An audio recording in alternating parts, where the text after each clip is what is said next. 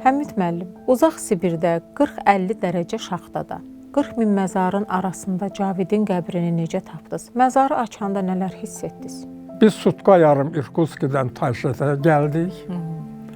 Tayşetdə bizi artıq mənim xahişimdən ki, Tayşetə də rəhbərliyə deyilsin, bizi çox yüksək səviyyədə qarşıladılar. Biz qarşılanan anda gedib arxivə bir daha o sənədlərlə tanış olduq ki, həqiqətən 41-ci ilin 17-si noyabrda Hüseyn Cavid Maqadandan gəlib Tayşetdə 50-lər evinə daxil olubdu. 5 dekabr gecə saat 10:30-da dünyasını dəyişibdi. 7 dekabr deməli 59 nömrəli məzarda dəfn olunubdu.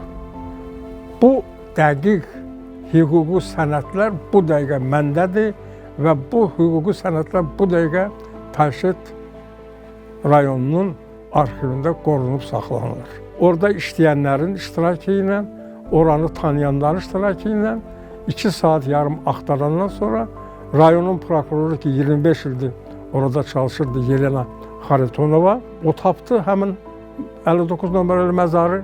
O sanksiya verdi məzarın açılması və məzarın açılışında oradan saçan işıq indiyə qədər məni çəmkidir o. Burada ruhanilərlə, din xadimləri ilə söhbət edəndə ki, bu nə işığı idi? Həm məzar açılanda, həm məzar sümbükləri necə tabuta düzüb, ipək kəfənə pükəndə, orada ikinci dəfə orada işıq saçıb. Bunu mənə dedilər ki, bu Hüseyn Cavidin şadlanma ruhu idi.